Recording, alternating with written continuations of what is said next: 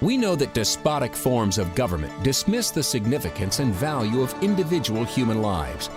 Today, we'll explore some implications of a government's dismissal of the right to life. Brian Johnston is the Western Director of the National Right to Life Committee. He has served in many capacities while advocating for innocent lives, as California Commissioner on Aging, as Chairman of the California Pro-Life Council, on the board of the National Legal Center for the Medically Dependent and Disabled. And now here's our host, Brian Johnston.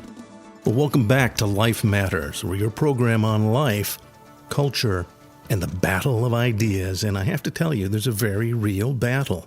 And it's for your mind and how you view human life and how you view your culture and your place in it. Today's program is an important program because this battle has gotten very real in California. But before we get into depth, I want to remind you it's the California Pro-Life Council that sponsors Life Matters. And we're asking you, if you would, go to pledge to California Pro-Life Council. That's californiaprolife.org, californiaprolife.org. It's all spelled out, no hyphens. It's that pledge that keeps us on the air and keeps the work of life going in California. As we go into this program, you're going to see some startling things that are happening in the battle for life. And we want to remind you that you have a place in this battle, in this war of ideas, and we're really battling in a way that it's not a metaphor. It's really true. Lives will either be lost or saved through our involvement in this battle of ideas. So please, if you would, go to californiaprolife.org. That's californiaprolife, all spelled out, no hyphens, .org, and make a pledge to help support the work of Life Matters and California Pro-Life. Do you hear that sound? You know what that is. That's the sound of a child's heart beating in the womb. And science can measure that sound as early as 16 days after conception. Mom has no idea that she's even pregnant yet. No, human life is a marvelous thing, an extraordinary thing. And before 1973, the laws of our nation protected that life and recognized that all human lives need to be protected, especially when they're most vulnerable. In the rest of this program, we're going to talk about several issues that are coming your way and you need to be aware of and what California Pro-Life Council is doing about these issues. But we want to remind you that it's your involvement that helps us do what has to be done to protect human life. So please, consider going to californiaprolife.org and making a pledge. That's californiaprolife.org. You're listening to Life Matters. Power. You're pro-life and you want to defend your position, but you're not sure what to say. That's pretty common. So get the facts you need to back up your pro-life position with the Power of 7 app. The Power of 7 gives you effective pro-life replies to 7 of the most common pro-abortion arguments. It's simple, it's easy to use, and it's free. Power of 7. Download it now at thepowerof7.org. The Power of 7, the number 7.org. And now back to more Life Matters with Brian Johnston. Recently, the nation of Iceland proclaimed that they had eradicated Down syndrome in that country. But you know how they did that? They did it by prenatal screening and then killing every child that had Down syndrome. Now, it doesn't take a rocket scientist to figure out that you can eradicate nearly any disease if your method is to kill everyone that has that disease. But is that really the role of medicine? Is that really the way we want to improve society? This is a very ominous proclamation, and it makes us have to examine what we're doing here. Because here in the United States, we do very similar things. The role of prenatal testing and the subsequent use of abortion has been in use for a while. That if abortion is used as a benevolent tool, it can be justified in very high-minded ways, but it's still as nasty and as mean and as targeted against the vulnerable as any other form of killing. The other aspect of this is we have to realize this is medical killing. Medicine is used instead of curing or treating or comforting those you cannot cure or treat. Medicine is used to kill. And what that means for you and I in this time of an aging America is now the elderly and those who are considered not quite perfect, or perhaps burdensome, or maybe for their own good. It would be better for them to be gone. I wish I was just making that up, but this is a very real ideology that's present in our culture. So here at Life Matters, we want to examine these issues and examine a better use for medicine, which again was the case before 1973. And before that time, in any nation that used medicine to intentionally kill, it was strongly condemned. So we have a challenge before us. As I mentioned, we're going to talk about some of the other challenges now. Here in California, we're going to talk about a bill that forces you or anyone who's involved in voluntarily speaking up for unborn children or for encouraging their mothers to care for that child and that there's better alternatives. Now the state of California wants to force crisis pregnancy centers to deliver government-sponsored instructions to these girls first. The government-sponsored instructions are that there's free abortions available for this pregnant girl. It's right nearby, and explicit instructions as to the abortion clinic and the financial freedom that's hers by killing the child. This next interview is very important, and you'll note the quality of my voice is a little bit tinny. Please bear with that. This interview is critical for your understanding in this battle of ideas, because you can't ignore that battle. Even if you do, it doesn't ignore you. And the laws of California have now been changed to force crisis pregnancy centers to first promote free abortions to every pregnant girl that comes into that crisis pregnancy center. Even if the crisis pregnancy center doesn't want to do that, the laws are forcing it. So please listen carefully, and afterwards we'll tell you some of the things that you can do. In this particular edition of Life Matters, we're going to talk about a very real battle of ideas because, people are afraid of laws and lawmaking, and they're intimidated by it. But all it is, a law is merely an idea that's enforced. And many of you are intimidated by our system, and we want to encourage you to be involved in caring about the laws and the lawmakers. And you hear about that a lot here on Life Matters. We're going to focus on just one of those laws, and that is California's Assembly Bill 775, which was passed a couple of years ago. You remember us talking about it. But now it's been challenged in court. And I have a very special guest on, Scott Sharpen. And Scott founded with his wife the Sharpen Foundation about 10 years ago. And one of the purposes of the Sharpen Foundation is to be an advocate for innocent life and to help those who are facing a difficult situation. The Sharpen Foundation sponsors the Go Mobile for Life Pregnancy Ultrasound Clinic. It's on wheels and operates in Riverside County. So I want to welcome Scott to the program. Scott, how are you? I'm great, Brian. Thanks for having me today. Yeah, and I give that foundation because now we're going to go into depth about what you do and how important it is. You're one of many throughout the state that we affirm crisis pregnancy centers that provide resources for young women and their children that are in need. And this is what's known as a work of corporal mercy.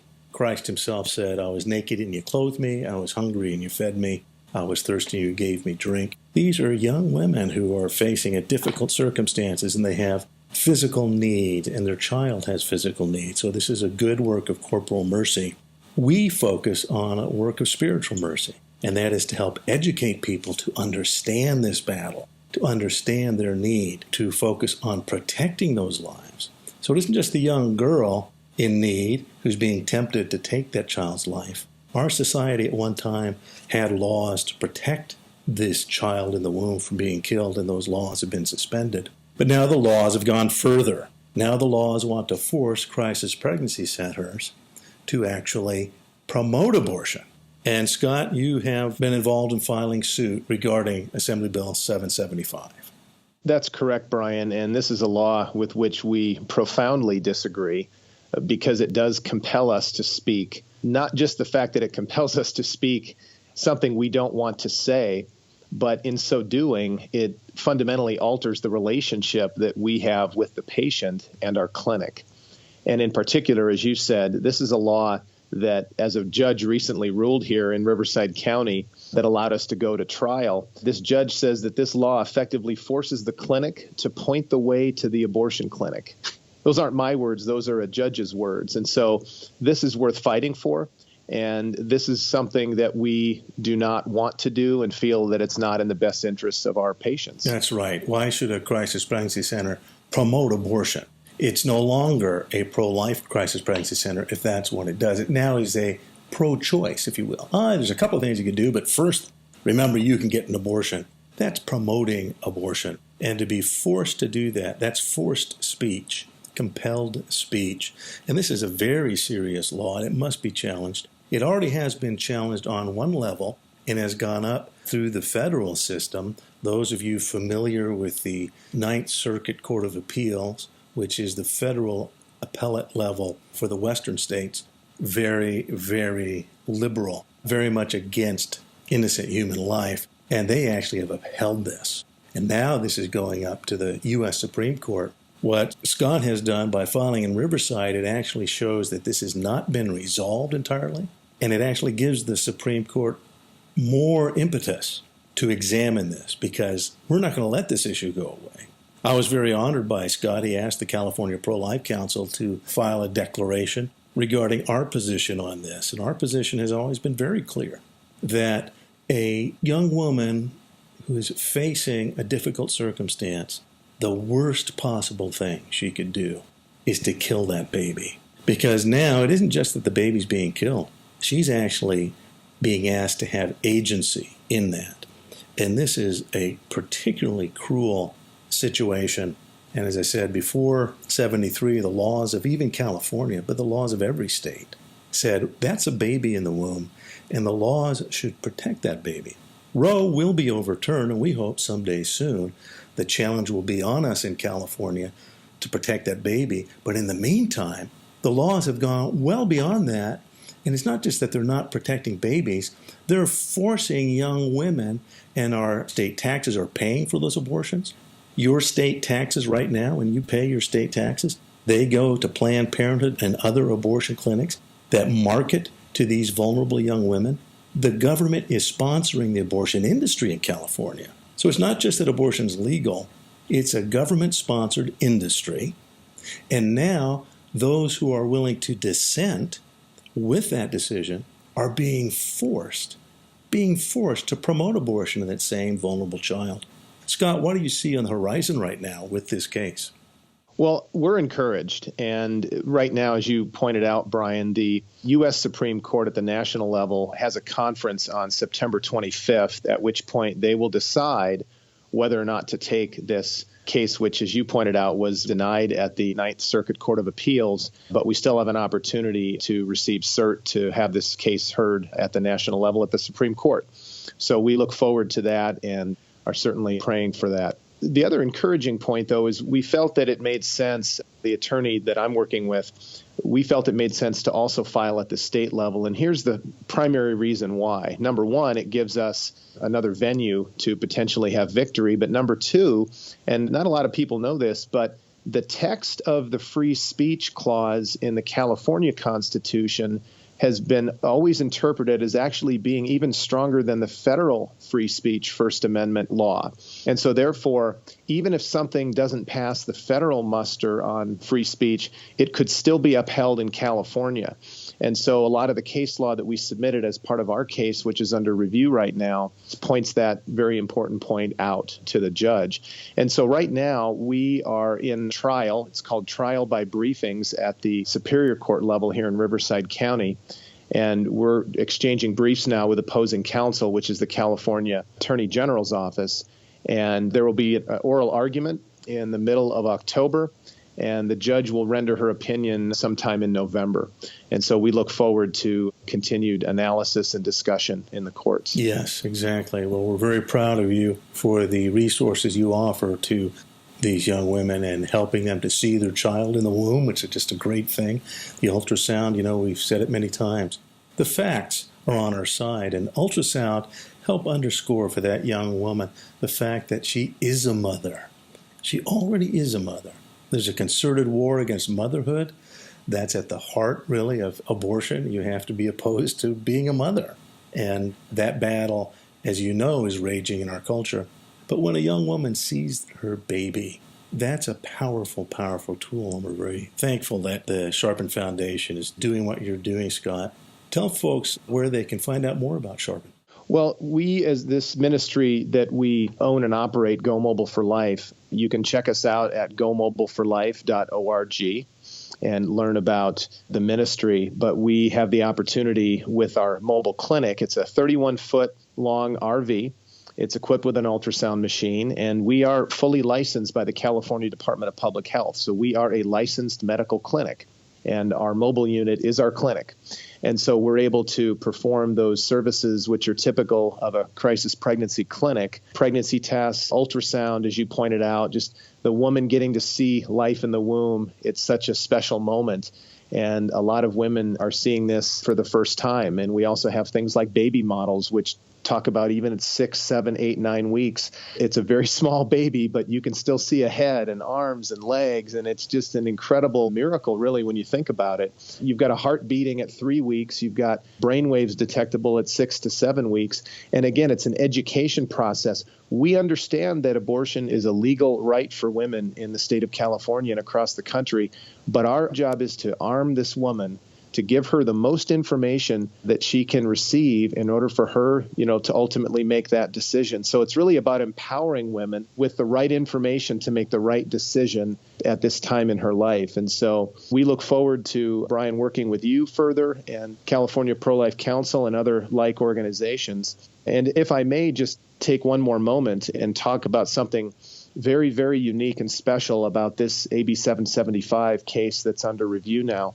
This argument I'm about to talk about is at the state level. This did not come up in the federal case, but we feel this is a critical element to understand why AB 775 came to be and why we feel it's so targeted and damaging toward pro-life centers.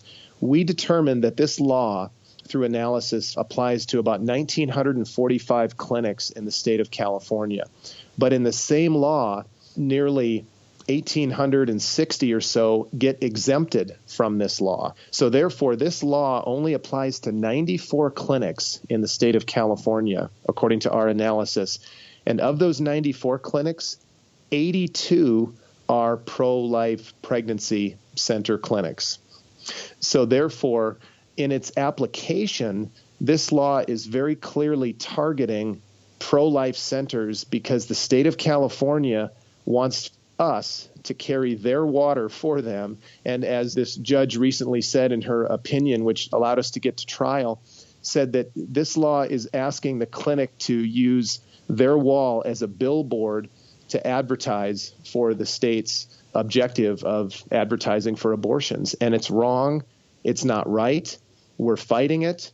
And we believe that justice is going to be served. And so we look forward to the opportunity to continue to argue our points and really, truly fight for the women and the babies in California. That's right. Very well said, Scott. And you've underscored what we want pro-lifers to understand, that unlike many states, when Roe is overturned, and it could be soon, California is going to be different.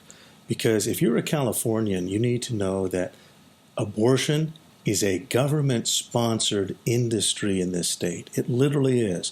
And until you get involved in the civic process and vote out those who sponsor this, it won't change. So you have to be involved and active as a citizen if you want to stand for the right to life. Scott, thank you again, and we hope to have you on again soon. Thank you so much, Brian. Well, welcome back to the Life Matters studio. I hope that you can hear my voice a little more clearly now. It was very important to hear from Scott and what they're doing, and we're involved with that. As you know, at California Pro-Life, we list all of the pro-life counseling centers in the state, and you can go to the California Pro-Life website and find your local crisis pregnancy center. Literally every one of those now are being constrained by California law to first promote abortion.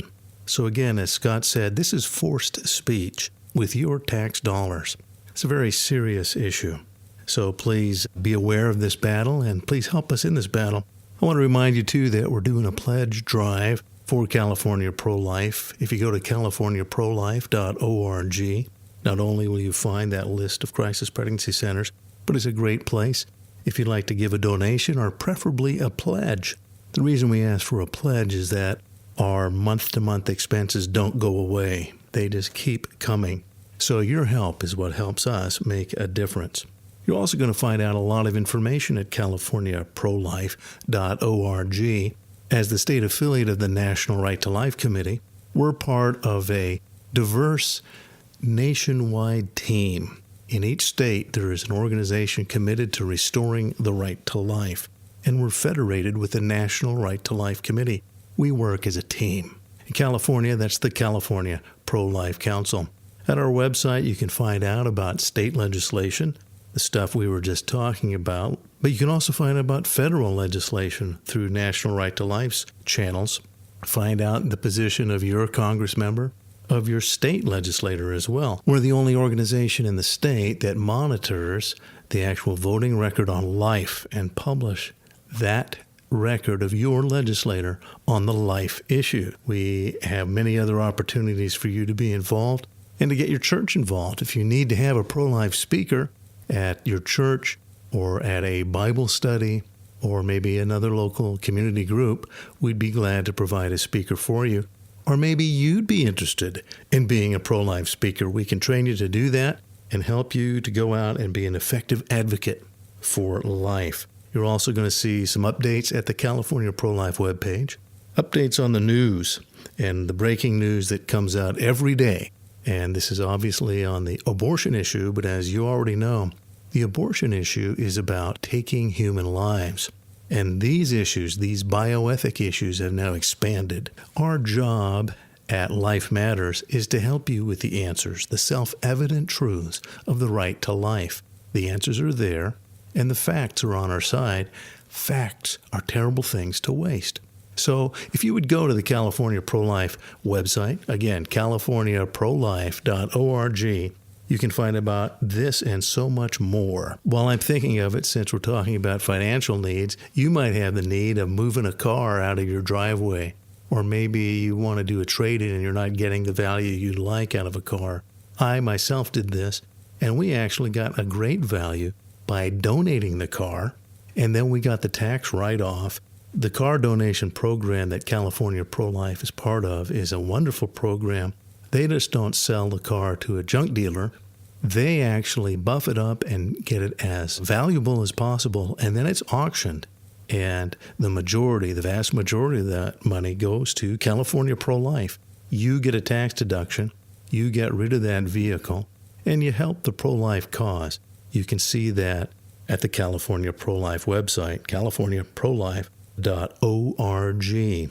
So please consider helping out, volunteering for California Pro-Life. There's things you can do from home. There's things you can do in your community.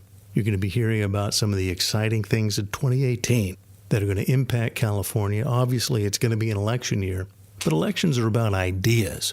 And we want to make sure that you understand the ideas that really impact life and culture and what really moves things in this battle of ideas. Again, if you'd like to pledge to help us, californiaprolife.org. And then if you'd like to, feel free to push Life Matters along on Facebook. You can hear us on Facebook. Go ahead and like and share both the entire program. It's a half-hour program. But then there's the Life Matters Minutes, which are 60 seconds of distilled information that really matter when it comes to protecting human life. Thanks for listening, and remember, facts are on our side, and facts are terrible things to waste. You're listening to Life Matters. Power. You're pro-life and you want to defend your position, but you're not sure what to say. That's pretty common. So get the facts you need to back up your pro-life position with the Power of 7 app. The Power of 7 gives you effective pro-life replies to 7 of the most common pro-abortion arguments. It's simple, it's easy to use, and it's free. Power of 7. Download it now at thepowerof7.org. The Power of 7, the number 7.org. This is that part of our program that we call Wordsworth, because words are important. And in this battle of ideas, the ideas are always expressed in words. If you think a word means one thing, but the speaker actually means something entirely different, you can get caught. And in this battle of ideas, you know what's at stake? Human lives. One of the phrases I'd like to spend just a moment on is the idea of futile care. Futile care often is assumed to refer to extraordinary care. It's not used that way anymore. You see, extraordinary care is when things go far and beyond what's necessary for the particular moment. And this has always been ethically acceptable. If you've heard of triage treatment, physicians have always been in a position where they can't do everything. Or after they've done everything they can, there is a place where we've done all reasonable and all best efforts. And then beyond that, it's extraordinary. Pope Pius XII, he said that to withdraw extraordinary care in circumstances can be ethical. But what's implicit in that is that there's such a thing as ordinary care. And that's why we have to talk about this new phrase called futile care. Because futile care as it's used now often does not refer to the care or treatment. Now it's being used to refer to giving someone food and water. It's futile to continue the person's life. So the adjective futile isn't being used to refer to the care, because giving someone food and water is very, very effective for its purpose, which is to keep you alive. It keeps you alive right now. It keeps me alive. It keeps the elderly alive in every nursing home. But if food and water is taken away from them, they're going to die. That's ordinary care. And the term futile is actually being applied to the person's life. It's a declaration that we don't want Grandma around anymore. She's lived her life. We're done with her. And what we're going to do is ensure she's dead by taking away her food and water. So the term futile is designed to apply to the person. It's an adjective being used against a human being. If they're not talking about extraordinary care, again, providing food and water is ordinary. It's extremely effective. It's not futile as a form of care. It does its job very, very well. The problem is medical ethics has changed. Be prepared in the battle of ideas. Language will be used, and this language is used against the most vulnerable. Again, medical ethics is there to protect the vulnerable. The whole profession exists for the sake of the vulnerable. Every one of us will be vulnerable at some point in our lives when we're very, very young in the womb, but now medicine can kill in the womb. When we're older, if we get very ill, and when we're at our extreme in age, we're vulnerable. We do want to die of an underlying illness, not want to, but we all may die of an underlying illness. That's not what's being discussed. What's being discussed in the case of withdrawing food and water is intending this person to die because we've neglected the basics of life. Futile care is a very, very dangerous term. Make sure you understand what's happening when people exercise it. Learn more about everything in today's show online at lifematters.life, where you'll find all the resources you need to protect life. Life Matters is a production of the California Pro-Life Council, the state affiliate of National Right to Life.